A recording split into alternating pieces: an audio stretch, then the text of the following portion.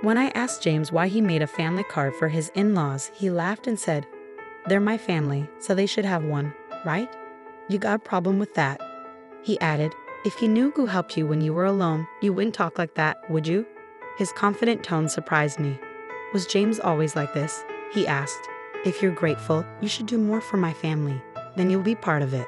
Until then, you're like you're on a trial." I never heard of a trial in marriage before. James explained. I was silent. "It means you're not fully part of the family yet. If you don't like it, you can leave any time. For now, our family is just the 6 of us." I was shocked, so I canceled our shared credit cards and moved out right away. "Hi, I'm Olivia Cook, and I'm 30 years old. I draw pictures for a living, working from home as a freelancer. Before that, I used to design stuff for a big ad company, but I started doing my own thing about 5 years ago when I got married. My folks passed away in a crash when I was little, so my grandparents raised me. But I moved back to my parents' old place in the city center for college, and have been there ever since. I met my hubby James at this Italian joint where he worked. It was a cozy spot with good food at decent prices, so me and my work buddies went there a lot. James, the charming waiter, caught everyone's eye, including mine. He was quite the looker. The manager even joked that some folks came just to see him, and I totally got why. Can't deny, I was a bit of a fan myself. He had this cool vibe that really stood out. We grew closer pretty fast, and before we knew it, folks were calling us a couple. Surprisingly, we ended up tying the knot. I don't remember much from that time. It's like I was in a bit of a fog. Next thing I knew, I was married to James, my husband. But I did love him, and I was genuinely happy about getting married. I left my job at the design company on good terms and started freelancing. James stuck with his gig at the Italian joint, working odd hours, sometimes late into the night. It got tough to juggle work, so I decided to go solo, something I'd always wanted to do.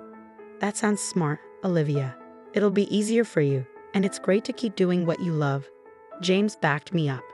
And that's how we kicked off our married life. We weren't into big flashy stuff, so we skipped the whole wedding hoopla and just signed the papers. Our families met briefly, and that was that. James went to work, and I held down the fort at home, managing chores and freelancing. Our schedules were all over the place, but we made it a point to have meals together whenever we could. It was simple, but it made us happy. I thought, yep, marriage is pretty sweet. About a year into our marriage, things took a turn for the worse. My family wants to visit. Is that cool? James asked one day. Sure, I replied. I was actually looking forward to it. I'd only had a brief encounter with James's family before, so I figured this would be a good chance to bond with them. Having lost my own parents early on, I always admired James's big family, but when they arrived, 5 of them, I was left stunned. Hey, which room's mine? His sister blurted out as soon as they stepped in. She's 35, 3 years older than both James and me, and works at a local store. Her abruptness caught me off guard. She seemed so different from the polite person I'd met before. James's 22-year-old sister was there too, but she stayed quiet, barely saying a word, just like when we first met.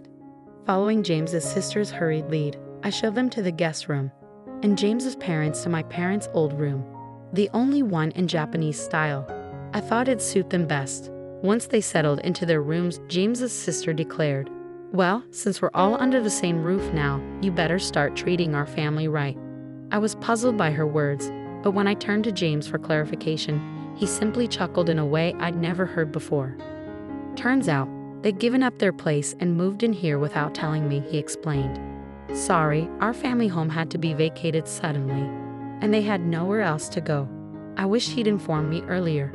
I had assumed it was just for a day or two, not a long. James's family didn't hold back. From the moment they moved in, all 4 of them expected me to handle everything while they did nothing, saying whatever they pleased. They made no effort to find jobs or a place of their own. When I asked about their employment, I got yet another surprise.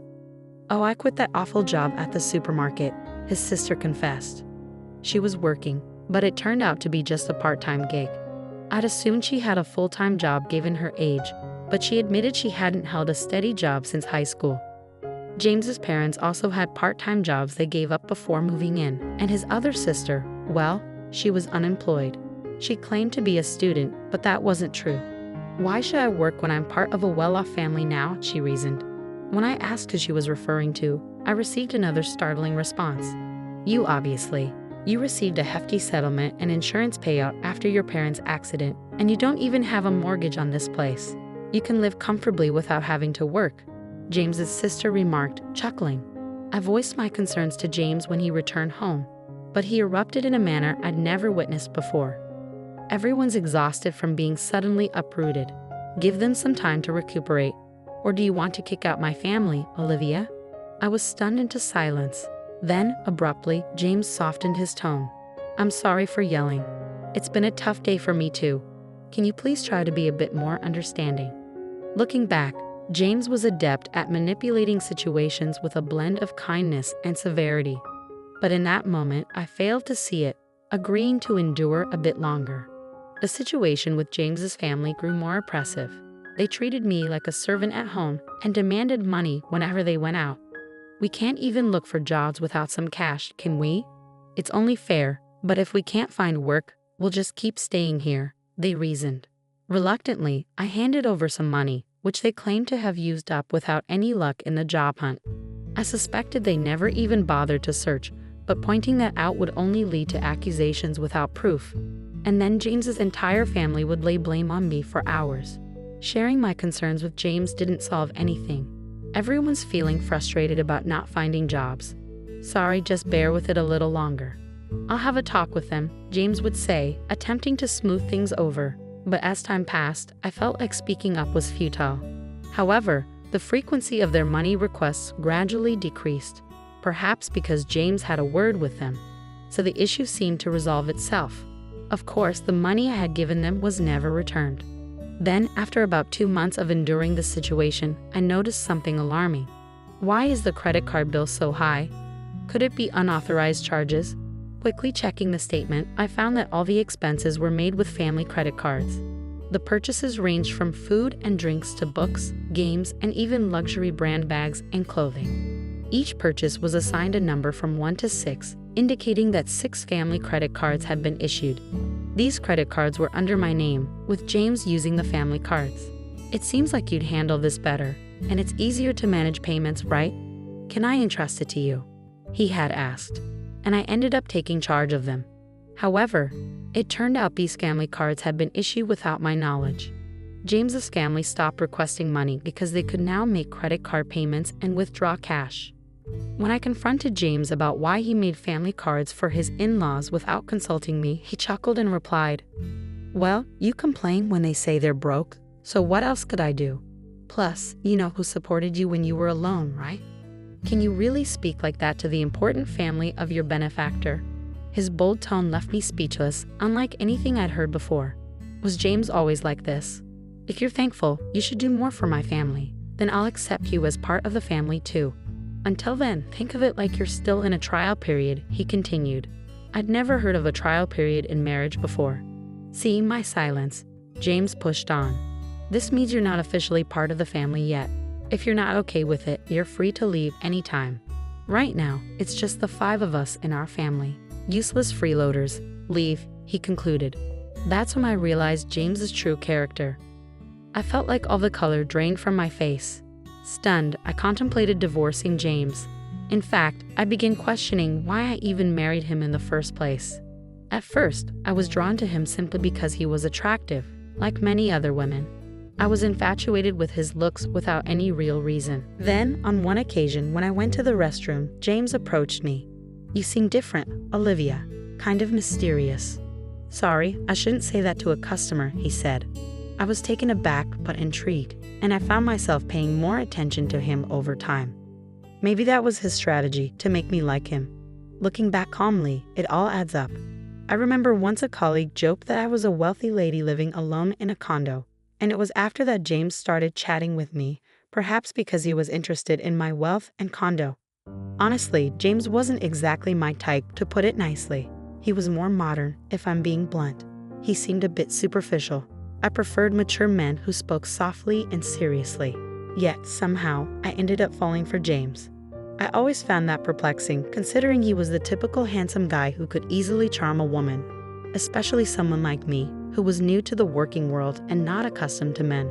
I fell for his tricks and ended up marrying him. Thinking about it now left me feeling frustrated and ashamed. I wanted to lash out and break things around the house, but I knew better than to act on that impulse. Instead, I resolved to seek revenge.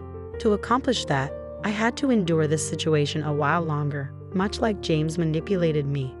My plan was to gain control over his entire family. The condo we lived in was purchased by my father with a mortgage shortly after I was born. It wasn't very costly back then, but with the rapid development of the area and the addition of a new shopping center nearby, it's now considered a luxury residence. My parents, hopeful for more children, invested in a spacious condo. That's why there's enough space, even with James's family moving in. However, despite its ample size, having James's family around proved to be a nuisance for me, especially while working from home. I endured it solely for the sake of revenge. As James's sister pointed out, there's no mortgage payment for this condo. When I was 4, both of my parents tragically died in a car accident. They were returning from my paternal grandfather's funeral when they collided with a speeding car on the freeway. I was supposed to accompany them that day, but I had caught the flu that was circulating and had a high fever. Consequently, my maternal grandparents came to the condo where we resided with my parents to care for me, leaving me as the sole survivor. The mortgage payments were covered by the group credit life insurance, so the only housing costs I incurred were the management fees and property taxes. Upon seeing the amount, James proposed contributing just a bit more than that to our household expenses. Since there's no mortgage, if I pitch in that much, we should be able to manage with Olivia's income, right? We'll each use our own earnings for personal expenses. Sounds fair, doesn't it? He suggested. I agreed, thinking perhaps he had a point. Until then, I had been solely responsible for all expenses, so I believed his contribution would alleviate some of my burden. Looking back, it was naive of me, but at the time, I was blinded by my love for James and simply went along with whatever he proposed. James likely sees himself as the head of the household and the one providing for me, which is why he can so casually refer to me as a parasite. However, the reality was starkly different. I was the one footing most of the bills, covering expenses like utilities, groceries, social outings, and entertainment. Now, with 5 additional dependents in the household, managing with just my income was becoming impossible. I was eager to rid myself of this burden as soon as possible, but I feigned ignorance and endured it. Gritting my teeth, I watched as James's family freely indulged in shopping sprees, reminding myself that I would have the last laugh. Then, 5 months after making the decision to divorce, the moment to take action finally arrived. I'm exhausted. It's time to make a choice. It's either me or your family, I told James, presenting him with an ultimatum. He was taken aback, but I pressed on without hesitation. None of your family members lift a finger to help around the house. They just dump all their chores on me. You know I work from home. I'm not idly passing the time. Yet they treat me like a freeloader and belittle me, claiming you're the one supporting me. I've had enough. I cried as I confronted James. His response was a smirk. Then you should leave. Didn't I warn you before? You're not truly part of this family yet. Giving up now means you haven't earned your place in it, he retorted. I feigned shock as I looked at him. What's surprising? If you can't tolerate my family, then it's you who must leave. And since I'm not to blame, I'll take this apartment as alimony and I'll claim half of your savings as part of the property settlement. Ah, so that was his scheme all along. That's why his entire family had been hounding me, attempting to drive me away. I had suspected it, but hearing it articulated so plainly still came as a shock. It was someone I had once loved and married. But thanks to this revelation, I made up my mind. Fine, I declared, resolved to divorce James. But this condo belongs to me, and I'm not at fault either. What did you say? The grounds for the divorce are your family moving in without my consent and your family disrespecting me, I asserted firmly to James. He'd appeared taken aback by my outright rejection of his terms, not expecting such defiance. It was understandable, as I had always acquiesced to his demands since our marriage. Recalling those moments filled me with anger. I can't stand another moment with you all, so I'll leave now. But be prepared to vacate as well. This is ridiculous. This is our home. We won't leave. Ever heard of tenant rights? You can't just evict us from our own home, James shouted. Ignoring his protests, I left the house and sought refuge at my grandparents' home. I divulged everything to them and requested shelter until matters were resolved. My grandparents were appalled by what I had endured and scolded me for not seeking their counsel sooner. With tears in their eyes, they embraced me. "I'm sorry, Grandma, Grandpa. I know I worried you, but I'll be all right now," I reassured them, forcing a laugh through my tears. The day after I left the apartment, James wasted no time in contacting me. "What's all this about? What mail are you talking about?" He inquired about the certified letter. I was impressed by how swiftly things were progressing. I had entrusted the divorce proceedings to a lawyer, and upon informing them of my departure yesterday, they had arranged for everything to be handled promptly today. "I'm not paying any alimony, and I'm not leaving the condo," James asserted. However, legally, he was obligated to pay, and he had no right to remain in the apartment. "What do you mean? The condo is jointly owned since we're married. If that's your stance, then compensate me for half its value to buy out my share," he insisted, making an absurd claim. "Continuing this discussion is futile. Please communicate through my lawyer from now on," I stated firmly, ending the call. I anticipated he would likely call again the next day, but I had no desire to engage in further conversation that day. As expected, he rang me the following morning. "What's all this about?" He repeated the same line as the day before, displaying a lack of originality. "What mail are you referring to? The card's not working." "What did you do?" "What I did was cancel it. That card belonged to me, and you were merely an authorized user on the family card, remember?" Indeed, before leaving the house, I had transferred all the accounts linked to that card to another one and terminated it. Naturally, the family cards would cease to function when I canceled mine. "I was the one covering the expenses," I explained. "Yes, you covered the management fees and property taxes for the first 4 months only. It's not substantial, but I can deduct that from the alimony if you prefer," I mocked him. I heard some muffled shouting from the other end of the line. That's right, James had only paid the agreed amount for just 4 months. He had concocted various excuses about work and other matters, always finding a pretext to postpone payment. Then he abruptly ceased all payments. If he forgot and assumed he was still paying, that's quite a lapse in memory, but I didn't concern myself with it anymore. He's someone I'm severing ties with. His memory holds no significance to me. That's the situation, so please reimburse your share of the living expenses I've been covering. I've meticulously documented our household expenditures, which I'll utilize as evidence to equitably divide our savings. It's marital property, he insisted. "Yes, understood. Let's divide it accordingly," I acquiesced. He concluded the call with a reminder not to overlook it. A few days later, he called again with the same inquiry. I realized they were not only deficient in memory but also in vocabulary. "What do you mean by the division of shared property? Why is it 0? You must be swimming in cash from your parents' insurance and alimony," he alleged. "Ah, so that's what they assumed." I patiently clarified that my pre-marriage savings were not part of the shared property, and since we had accumulated no savings during our marriage, it naturally amounted to 0. Don't accuse me of deceit. If you doubt my honesty, why not seek advice? Henceforth, kindly communicate through my attorney. I won't engage in direct communication with you any longer. Farewell, I declared, then terminated the call and blocked James' number. 1 month after my departure, James and his family finally vacated the apartment, not due to a change of heart, but because they could no longer sustain their lifestyle. Predictably, James's income alone couldn't support a family of 5. Accustomed to lavish spending with my card, asking them to tighten their belts was out of the question. I had intentionally allowed them to use the card for this purpose, knowing it would lead to this outcome. His family began badgering James for shopping funds, and when he refused, they resorted to pilfering from his wallet. Even in his anger, they blamed him for my departure.